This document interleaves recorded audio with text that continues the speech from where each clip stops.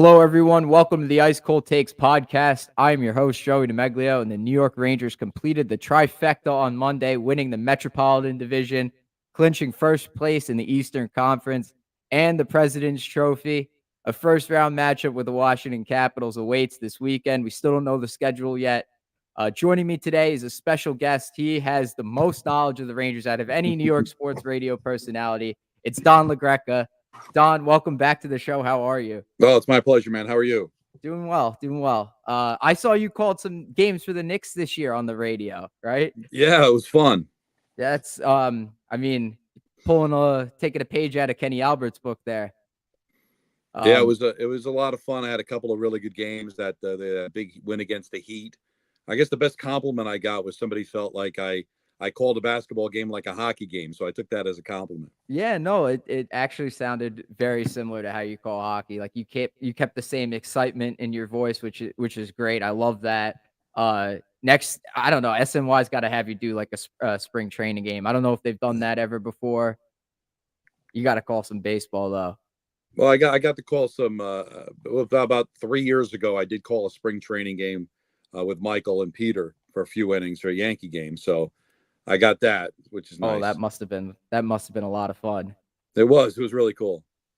Peter Rosenberg was with you? Yes. Oh, that would have been great. Yeah, I wish I would have seen very, that. very interesting. Yeah, that would have been great. They haven't asked us back, so I'm going to blame him. I'll hold you to it. No steppage from Dave Maloney this year. I was waiting for another good story. I know last time we talked on the show, you talked a lot about like your relationship with Dave. Not really anything this year, but you guys again remain tight. Good relationship on the broadcast. I love it. But you didn't call too many Rangers games this year. Was there a reason for that? Or well, just there was a lot going on with Ed going through his thing, so I was given some more Knicks. So some things got moved around a bit, but I still did every pre and post, and I still did 20 games. We'll see what the playoff schedule has in store, but it's all good. Mm-hmm. So there's is there a chance like we hear you call more Rangers games on the radio in like the near future?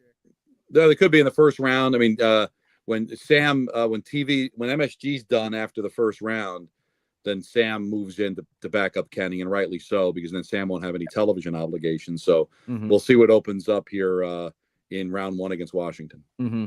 Would TV ever be an option for you? I mean, that hasn't happened yet. I mean, I've always been a radio guy, but I always keep my options open. I would love to do it. Gotcha. Yeah, radio is more descriptive. So, but I've got a face for radio, so that might play a role in my future. But let's get into like how the Rangers did this season. Going into it, did you ever think that this would happen? That this kind of regular season franchise record for wins in a season? Did you ever think that would happen this year? No, well, I didn't have expectations that were like as specific as winning the President's Trophy, but my expectations were pretty high based on Peter Laviolette being the coach and his immediate impact that he had with the Islanders, Carolina, Philadelphia, and Nashville. Not so much with Washington, but there were extenuating circumstances. There were a lot of injuries that I think hurt him having success in Washington. But you looked early on when he took over the Islanders, the impact he had there, a team that never went to the playoffs and became a perennial playoff team, the Cup in Carolina, Stanley Cup Finals in Philadelphia and Nashville. So I knew that he was the right guy to get the most out of this team. And I knew they would finally have a system and a way of playing that was going to be more conducive to winning. But, I had predicted at the beginning of the season that Carolina would win the division and win the Cup. So I thought the Rangers would be better, but I didn't know that they would win the division and be this good. So pleasantly surprised. But I knew that Peter was going to have an impact on making this team better. He seems like he's carved out roles for guys like Alexis Lafreniere and Capo Caco, where before, like, it just seemed like they were plug-and-place guys. Let's just, maybe we put him in the top six. Gerard Gallant didn't really do too much of that with Lafreniere. I mean, there were stretches here and there, maybe like 10, 15 game stretches, but nothing like this. Like, it would be an entire season on the third line, pretty much, maybe 60 games. Well, Gallant's philosophy was he shifted things around quite a bit.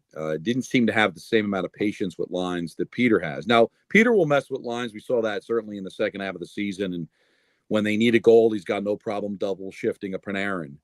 But to find that consistency with Trocheck, Lafreniere, and Panarin just livened up Lafreniere. I mean, he had a career year, and I thought he had a chance at 30 goals. He finished with 28.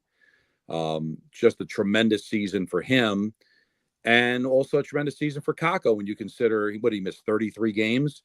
So I think he would have been a 20-plus goal scorer had he not gotten hurt. So I really, that's astute observation by you. I felt that Laviolette got the most out of Lafreniere and Kakko. And going into the season, I felt that the Rangers were going to go as far as their kids would take them. I mean, you know what Zibanejad and Kreider are. You know what Panarin is, even though Panarin was way better than I think anybody anticipated. But what would Hedel do? What would Kakko do? What would Lafreniere do? What would Miller do? And obviously, we saw what happened with Hedel. It'd be great if they can get him back in the postseason. But you really saw Kakko and especially Lafreniere grow. So I give Peter Laviolette a ton of credit for that. And speaking of Lafreniere, I remember last offseason you were talking about, you said you didn't see him as a top 6 forward, and you weren't necessarily saying, oh, let's trade Lafreniere. You were just saying if a team offers like a reasonable deal to Chris Drury, the Rangers might consider it. But has this season changed your opinion, or do you need to see more from him? Well, I mean, listen, I wouldn't trade him now. That's for sure, because I think he can be even better. I think he could be a perennial 30-goal scorer. Look how long it took for Kreider to become a 40-goal scorer. Now, I'm not saying that Lafreniere is going to be a 40, 50-goal scorer, but can I see 28 goals become 35, high 30s, maybe 40 at some point? Absolutely, for sure. He's got the skills. The other thing I always said about him is don't look at him as a first overall pick, and then you're going to be disappointed. There were comparisons to Stamkos when he first came into the league. I don't know if it'll ever reach that, but he's a player I'm sure they love having. And I give Trocheck a ton of credit. I mean, Trocheck, I was kind of leery, would he work with Panarin when they got him, because Strome and Panarin were so good together. And now you've seen in the second year that Trocheck has become a star, and he's, I think, directly responsible for Panarin and Lafreniere having career years. So give Trocheck a ton of credit too. So I can't wait to see the growth of Lafreniere. So when I looked at the Rangers, I said, do they need any more, and what's a movable piece? And Lafreniere and Kakko were certainly guys that, at least going into the season, you said, well, if you're going to make a splash, considering what you might be able to get for those guys, that might be an area where you would have to go. If you wanted to get a stud right winger that they were talking about earlier in the season, but Lafreniere moving to the right solved that problem. And I think Kakko getting healthy certainly has helped tremendously. You kind of forget, God, Blake Wheeler got hurt, and you wondered how they were gonna survive, and they've done just fine because those guys have really stepped up. So definitely my feeling on any kind of movement with those two has completely changed. How much of an impact do you think Lafreniere can make in the playoffs, or even Kakko for that matter? Well, you brought up 5-on-5 play. They've been one of the best 5-on-5 lines in the league. So if this team is going to win, then I think that line is going to have a tremendous impact, and Lafreniere is going to be a major part of that for sure. I think he can handle it. I saw the way he played down the stretch. So I think he, Panarin, and Trocheck are going to be a vital line to this team moving forward in the postseason. This season, I've noticed that the media, not just you and Dave and the radio, but like the MSG broadcasts, TNT broadcasts have been focused a lot. They've paid a lot of attention to 5-on-5 play this season. Does this mean you're like more invested in analytics, or is this just, you're paying attention to the majority of the game? No, and I'm not looking at those fancy stats. It's not about the fancy stats to me. It's just the reality of they've been basically even, and they've got a top 3 power play and a top 3 penalty kill. So the numbers are just jarring. And the reason we call attention to it is it basically cost them the Devils series last year. The power play was on the first 2 games. They crushed the Devils. When it became more of a 5-on-5 series, the Devils ended up winning, 4 of the next 5 games and winning the series. And then going into this year, it was something that I think Dave and I paid a lot of attention to, like, was it going to get better? And there were times that it was still very stagnant. Again, not awful. What did it end up being, like a +1 or 2, I think, overall. I think they were a +1 before the Panarin goal on Saturday. So it's probably the numbers are a little bit better after what happened against the Islanders and the the Senators to close out the season, but it's jarring, right? This team is dynamic on the power play. This team's penalty kill is shut down, but the majority of the game is played 5-on-5, and that's the way it's going to probably be in the playoffs. It's not going to be a parade to the penalty box, and you saw that in the series last year. So no, it's not. It's not looking at the Corsi or the fancy stats. It's just the reality of 5-on-5. Plus, it was so jarring, Joey, too, to see how long Zibanejad went without a 5-on-5 Yeah. goal and Kreider going without a 5-on-5 goal. That they just, to me, it just jumped out way too. It just seemed too obvious to ignore. Mm-hmm.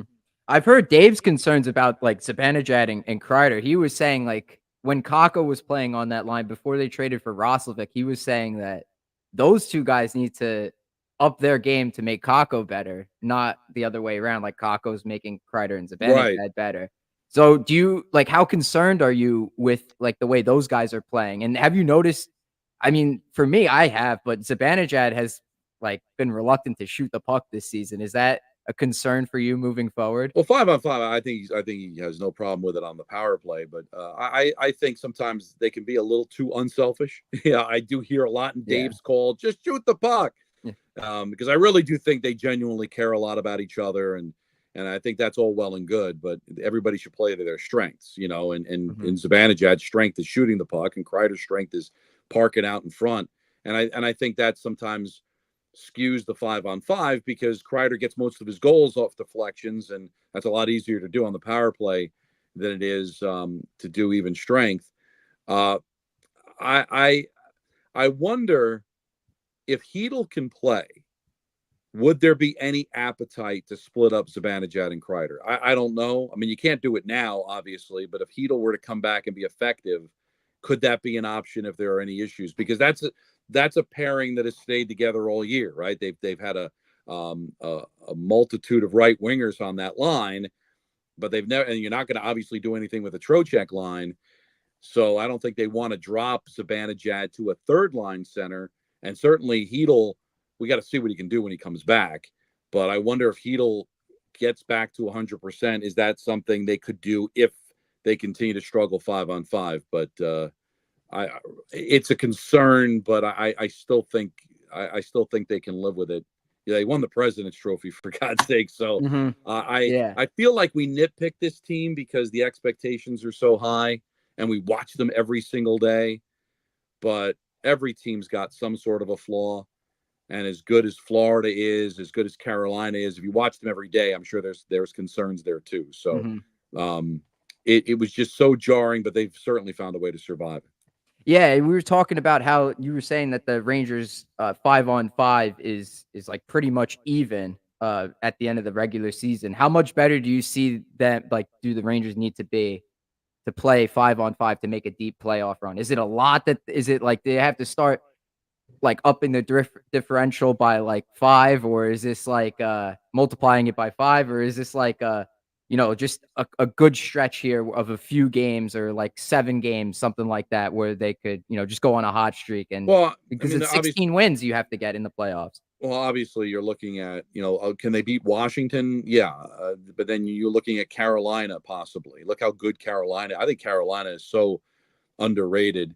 They were right on the Rangers' heels all year, and really, the Rangers. To me, I don't know how you feel about it. Maybe I'm biased because I called the game. Rangers won this division because of that 1-0 win a month ago. The Fox goal that went off of a Mhm. hurricane. Yep. I I know mean, which game you're talking about. that was a war. That was a playoff game, and the Rangers found a way to win it 1-0. So once you get to the second round, and then if you're going to play Florida or Boston in the conference final, yeah, 5-on-5 play. Those are disciplined teams. The deeper you get into the playoffs, I don't think you're going to be as reliant on the power play. We saw Boston a decade ago win the Stanley Cup with like barely scoring any power play goals. You got to be good 5-on-5, and I think Mhm. they will get better. They're just too talented to do that. I think the regular season sometimes messes with stats because you play different teams every night, and the objectives are different. Now you're playing the same team every other day, Yep. and Scheduling too. it's just I think they'll be better at it. And the other thing too, I think what skews it is that they're just so good on the power play and have been all year, and it's really carried them. Um, when you think of all the times, because they do give up the first goal a lot. And there was a stretch there, the Florida game, and there was another game where they were down 2-0, and it was the same thing. They used the power play goal as the catalyst to come back.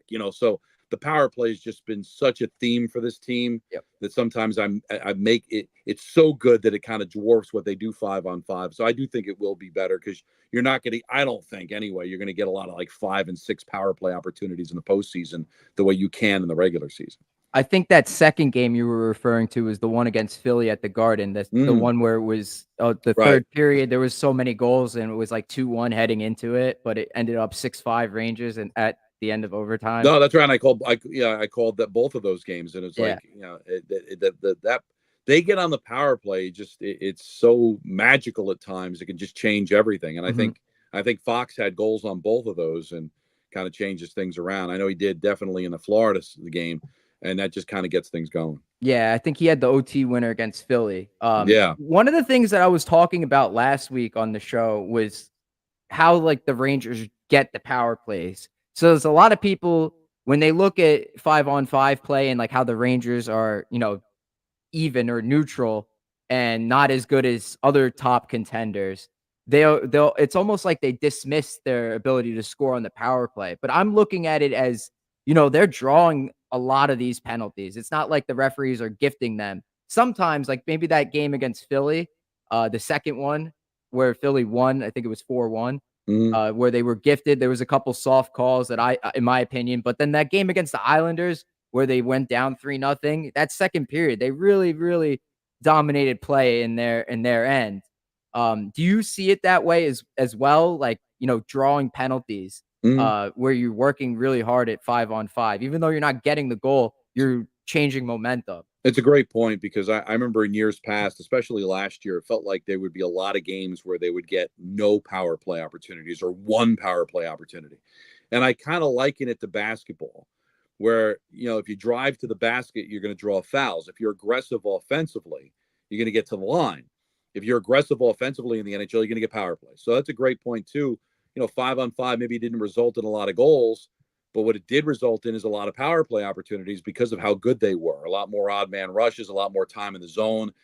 They do have a tendency, Dave jokes during the broadcast, you probably heard it, where it's like, all right, cue up Sweet Georgia Brown, like they become the Harlem Globetrotters or hockey, where they're passing the puck around. They're spending a lot of time in the zone, but they're not necessarily getting opportunities. But the reason I bring it up is it just shows you how highly skilled they are. And by doing that and spending time in the zone, well, what happens? They can't get a change. So it's either going to result in a goal or a penalty. So that's happened a lot, where you just see the other teams drained because they can't make changes because they're stuck in their own zone. And then shifts go to 2 minutes and they take advantage of it. Maybe not scoring, but isn't it the same as scoring 5-on-5 as it is because you spend so much time in the zone, even strength? You drew a power play and then you score on the power play that came as a direct result of your 5-on-5 play. So that's why I think sometimes the numbers get really skewed. Boy, I would have loved to hear what Dave had to say when the Rangers played the Islanders at UBS when the goalie, I think it was Varlamov, he lost his stick, but the Rangers were on a power play and they didn't shoot the puck the entire time. I would have loved to hear that. Well, Dave was screaming a bunch during that game, especially on the Dobson non-call on the cross-check from Trocheck. And then there was, I think Varlamov had an interference they didn't call. It might have even been on when he lost the stick. I think he grabbed the Ranger. He's like, how is that interference? That's why if you listen to the K show and they kind of bust chops about the steppage, I love it because it shows me how passionate he is, how into the game he is, and also how in tune he is. I joke about it all the time. I don't know if you notice. If Dave goes, uh-oh, something bad's going to happen. Yeah.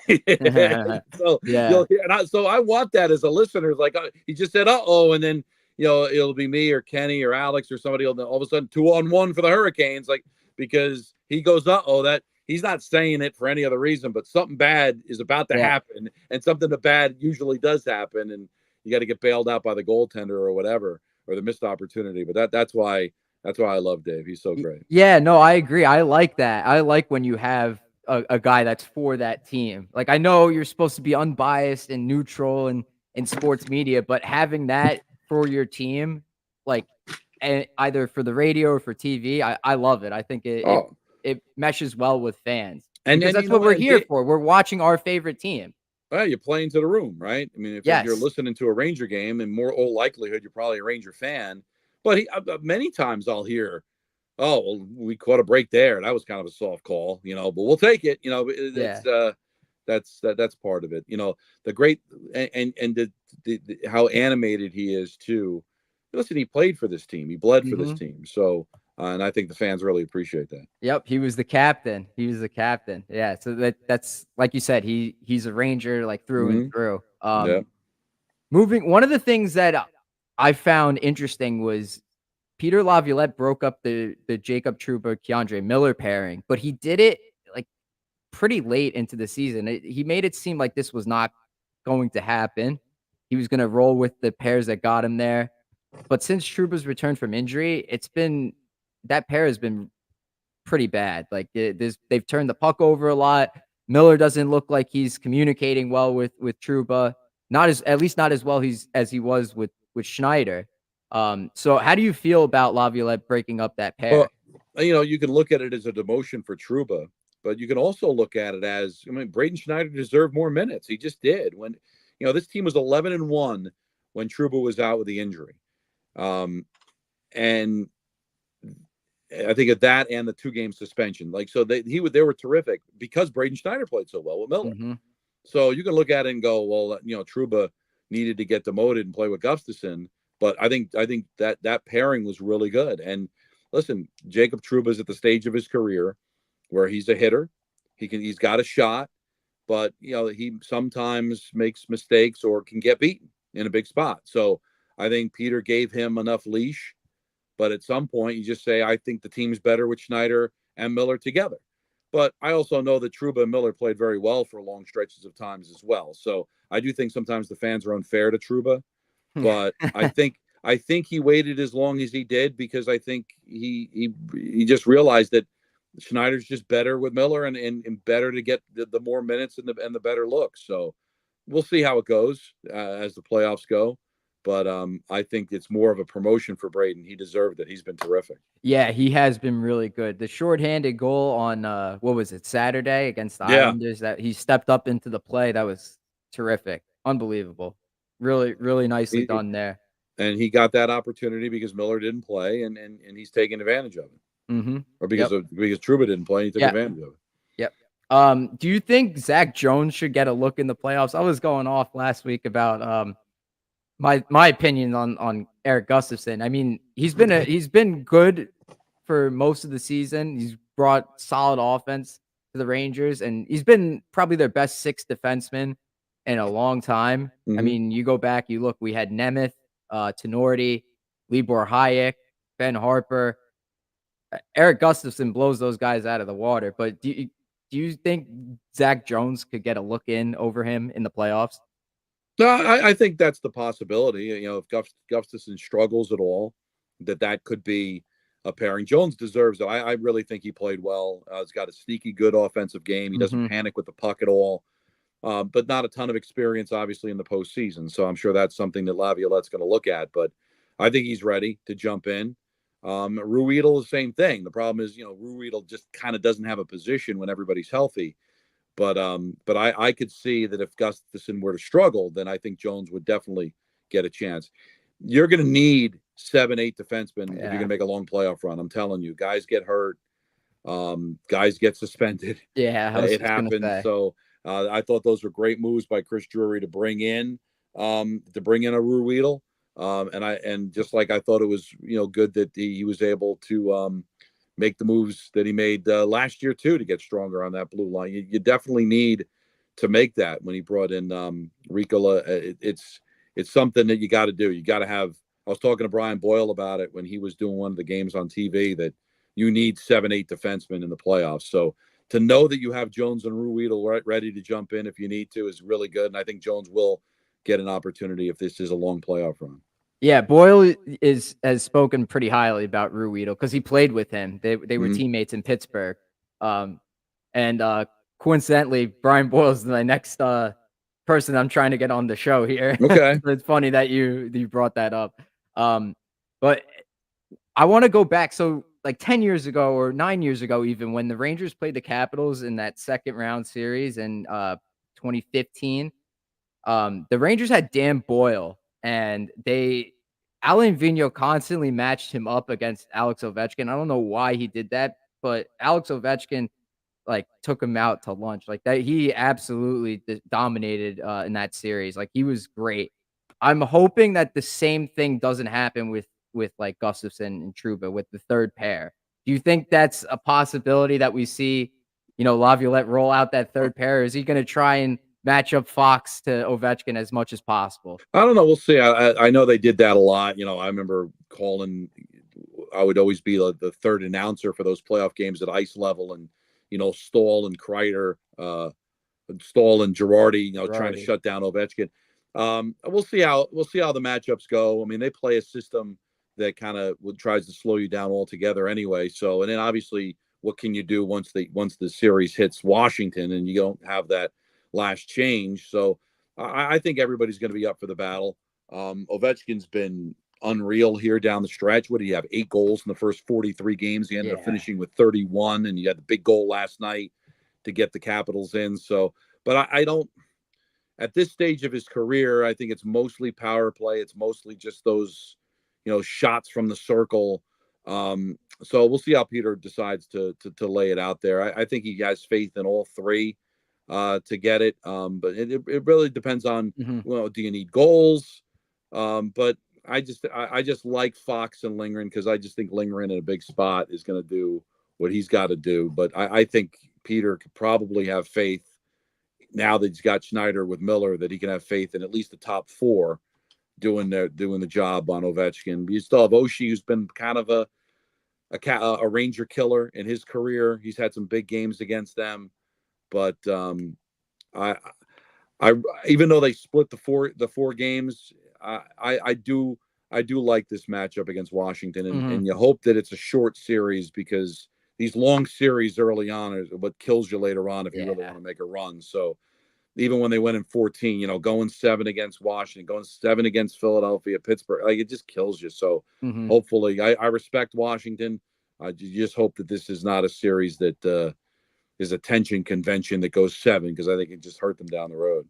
Yeah, the Rangers have been notorious for doing that in the playoffs, going 6 or 7 like almost every series. And no disrespect to the Islanders. The Islanders are built for the postseason. I just don't like their matchup against Carolina. I just have a lot of respect for Carolina. If Carolina makes short work of the Islanders, which they certainly can, do you want to give Carolina in that second round series, where you played 2 or 3 extra games than they did going in? That's like, listen, everything doesn't matter in the first round. They're going to get almost a week off. But, jumping into that second round series, you want every advantage if it ends up being Carolina. Right. And speaking on this Rangers Capitals matchup, what do you think might give the Rangers the most trouble in this series, if anything at all? I know you said they match up well, but what could be like something big that the Capitals have? Wilson's always an X factor, right? I mean, he's a troublemaker. It'll be interesting to see how they use Rempe in this series because Wilson's not a fighter, but he's an agitator, and you don't want the games to get away from you, right? The Washington's an underdog. They're going to do everything. They're going to pull out all the stops. Tom Wilson he's one of those guys you'd love to have on your team, but you hate him that he's not on your team. So you just don't want him to. You just don't want it to become the circus. And I love Rempe, but what happened with the Devils and stuff, you don't need that in the playoffs, all right? You don't need stupid things to happen, getting guys suspended. Washington's the underdog. They're going to try to stir the pot. Don't get caught up in that because Tom Wilson can do that to you. So hopefully they're disciplined enough to stay out of bad penalties and bad situations that are going to get created by him. And I like Charlie Lindgren, and that's an interesting little subplot with the brothers going up against each other. But he can get hot. He was good. He was good last night. He was good down. Didn't face a ton of shots against Boston, but he was good in that shutout victory back on Monday. So those are the two things. A hot goaltender can drive you crazy. We've seen that happen going back to Ben Bishop in that conference final against Tampa. So those are the things that you worry about. And of course, Ovechkin can get hot. He's really carried them in the month of March. Let's face it, Washington's here because of how great they were in March. Every other, they got a minus 37 goal differential. It's incredible. It was a snail's race to who was going to get that 8 seed. That's why the Islanders won the 3, because they got hot. Everybody else was kind of just ordinary. So if the Rangers take care of business, they should be okay. Mm-hmm. If you have a prediction for this series, it's listen, it's Washington. It's you look at the regular season. I'm gonna pick the Rangers in 6. I don't. I'd want to say 5, but I just have a feeling that it's just going to be a peskier series. So and Washington's been kind of a house of horrors.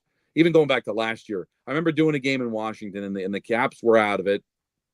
You might remember this. I think it was like in April, and the Caps were out of it, and I was talking to their announcers, and they're like, "Oh, you're gonna kill us today, man. It's just that we're awful." And then I think the Rangers ended up losing that game 6-3. Like Washington's been a bit of a pain. I think I remember It was that like was a Saturday around afternoon game late in the Yeah, season. yeah, they were like resting guys because they're trying to get Kane. I think the Rangers were doing those cap Right. and things. And it was just so that's kind of a crazy. So I'm gonna pick the Rangers in 6. I don't think it's gonna get that sweaty. It could be you're up 3-1, you lose a game 5 or something. But I'm gonna go Rangers in 6. How about you? I'll say Rangers in 5. I think Okay. that's I mean that's what I'll give Washington and Ovechkin the respect there to get a game. But I mean, this is like the expectation is pretty high for the Rangers. Like they have to come through here and they can't make Right. this a 7-game series. This is not Well, like you never you're know right. though. You never know though.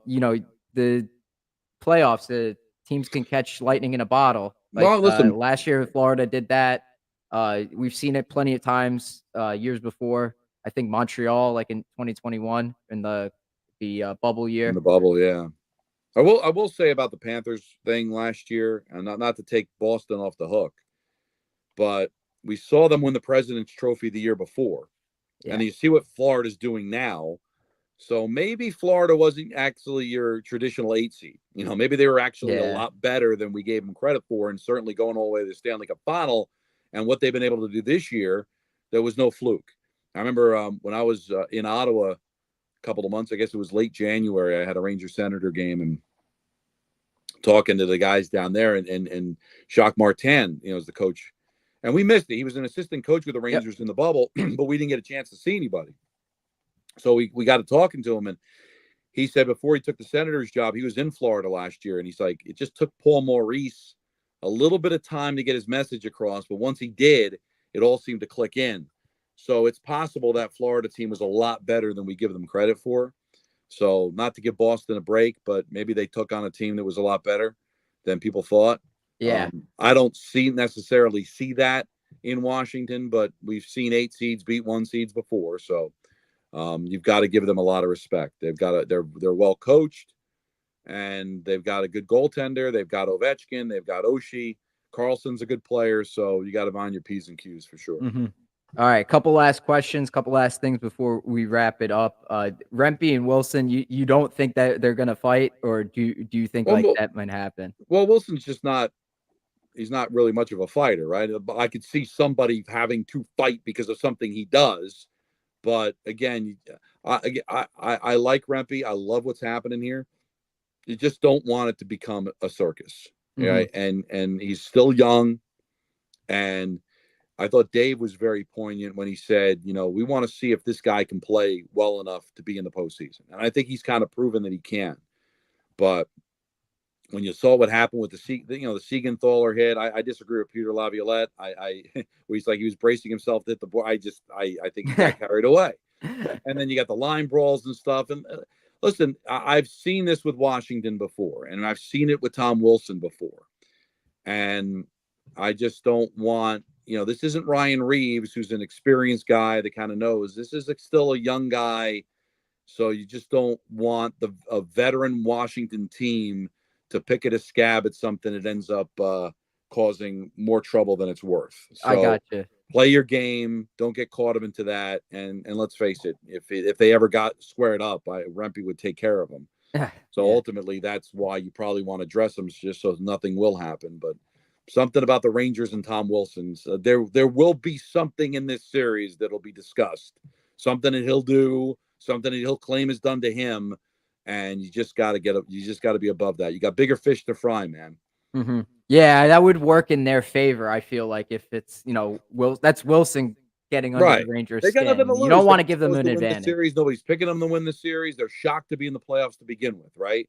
So what do they got to lose? Nobody's expecting anything from them. Mm-hmm. So anything positive they can gain from it, they're going to try.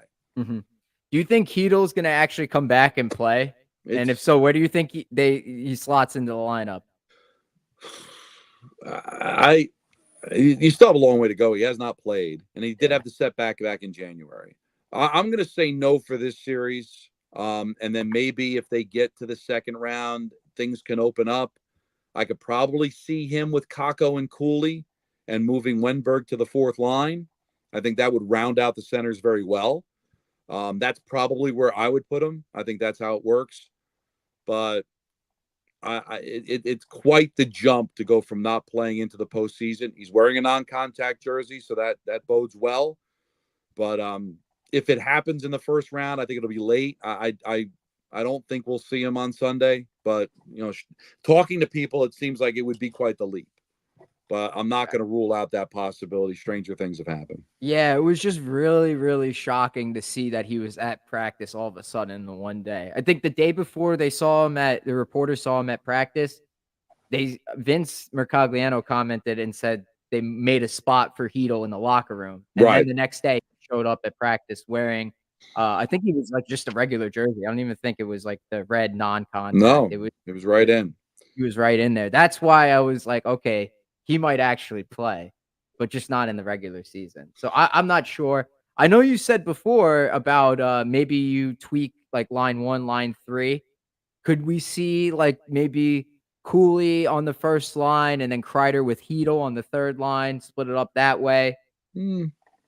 I just think it just opens up the possibility, right? If things don't go well, but hopefully they go well and you don't have to worry about it. But we'll see. That'll be a nice little piece to add for sure if they're able to get him back in some capacity, because that would make a pretty deep center pool, right? Because then obviously you move Barkley Goudreau to wing, but he can play center. He can win faceoffs for you, so it'd be a nice problem to have if he's able to come back. Hedel can also play the wing. He's it's been a little while, but he's pretty good. Yeah. He was pretty good at playing the wing, and people seem to forget that. No, for sure. Yeah. The last thing I have here, and I'm mad at myself because I didn't cue you in on this in the very beginning before we started recording, but on the show we have something called the Ice Cold Take segment. And it's kind of like Point God on the K show. Okay. All right. So the Ice Cold Take based on the name of the show. We call it an accurate statement backed by facts and observations that is solid in nature, similar to a block of ice. It's a spot on claim. Okay. So do you have an ice cold take related to the Rangers? This is on the spot. This is like Point God on the spot, like not just, Anthony's going to go back and pick it out like from the first 2 hours of the show. This is like right here, right now. So it's just an ice cold take that's like factual. Yeah. So it's almost like a hot take, but you're fairly confident that this is going to be right. I'm fairly confident that Panarin is going to continue what he did in the regular season in the postseason. Okay. He's due. And I think that Panarin if this team makes a run, that Panarin will be a Conn Smythe Trophy candidate. This is not going to be where's Panarin. I think he is going to be the catalyst to a cup run. I like that. That's good because it's controversial because last season it was like, all right, where's Panarin? Where's Panarin? I want this guy gone. In the offseason, people were saying, trade this guy. Don't want him on the team anymore. And he shaves his head 120 points later. And here we are. I just think I have that whole line is just clicking too much. It's going to be so important that I think he's going to have a monster postseason. Mm-hmm. I said it yesterday. I'm going to go with it again. I said Alexi Lafreniere is going to be the X factor for the Rangers in the playoffs. I mean, because it seemed like Panarin turned the puck over a little too much last postseason, and he didn't have enough time and space, and he wasn't able to work with that. I think what Panarin could do if it does come to that is he could defer to Lafreniere. And Lafreniere has been a really good puck handler, and he could hold his own in the offensive zone. And he's makes zone entries himself. Like, he has no problem either getting the puck in deep or carrying it over the blue line. He doesn't seem to have any issue whatsoever, and he's playing pretty confidently this season. So I could I look at Lafreniere and say Well, he's an X factor there. we're kind of saying the same thing, because I would think that if Lafreniere is going to be an X factor, then Panarin's going to get a ton of points Yep. through that, and vice versa. So that line's going to be very, very big for them. And I just don't see how they can have success without that line having success. And I think he's the Yeah. best player on that line. And the reason that it's so controversial is that's the thing, is can he be, outside of the overtime goal in Game 7 against Pittsburgh, what's been his special moment? And I think this could be it, because really nobody's going to remember this season. Like, it's kind of like the Yager season, right? The Yager 123 points in 05-06. He got swept by the Devils in the first round, and he hurt his shoulder. You don't want it to be that way. This could end up being the greatest single season a Ranger has ever had. I don't know how fondly we'll remember Panarin's 120-point, 48-goal season if you get bounced in the first round and he's got no points. So Right. I think he's going to follow it up. I think the only way around that, if Panarin doesn't, step up, is if Zibanejad and Kreider carry the Rangers. Or maybe Shesterkin, because how a goaltender. Well, that's another. It wouldn't be the first time that a goaltender stole a series. But we didn't even talk about him. He had a really bad January, but he made up for it, and he ended up having a phenomenal season, and all these things going for the Rangers, and they still have one of the best goaltenders in the league. So that bodes well for them moving forward too. Yeah. How about that game on Saturday against the Islanders? He was great. Fantastic. He really was. And I can't fault him on any of the goals against the Islanders on Tuesday. And I thought he was terrific and made sure that it stayed 3-0 and not 4-5-0. So I thought he had a very underrated game last Tuesday in the 4-2 loss, because I think the only reason they were even in a position to come back is some of the saves that he was able to make. Yeah. I know you talked to EJ Radic about it too, but I don't know if you talked to him this week. I don't think you. No, he's blew us off the last couple of weeks. He's been busy. But I know he played goalie. Do you know how he feels about, Shesterkin flashing the leather and being all, like, I don't even know how to describe it. How, like, Makar described. You remember how Makar described he was flashing the leather that one time? I think it was last year. Oh yeah. I don't know. I'd have to ask him. I'm not sure. He hasn't told me. It hasn't come up. I'll have to ask him on Monday. Maybe if it wasn't, he probably hasn't. I don't know. If he hasn't chimed in, then maybe he doesn't think it's that big of a deal. I know Islanders fans and Devils fans were complaining about that. I don't know. I don't think it matters. Richter used to do that. I mean, and you can't find a nicer guy than that. So yeah, I think he's got a little show off in him. So what? Yeah. I mean, I think that's part of his personality, though. Yes, I agree.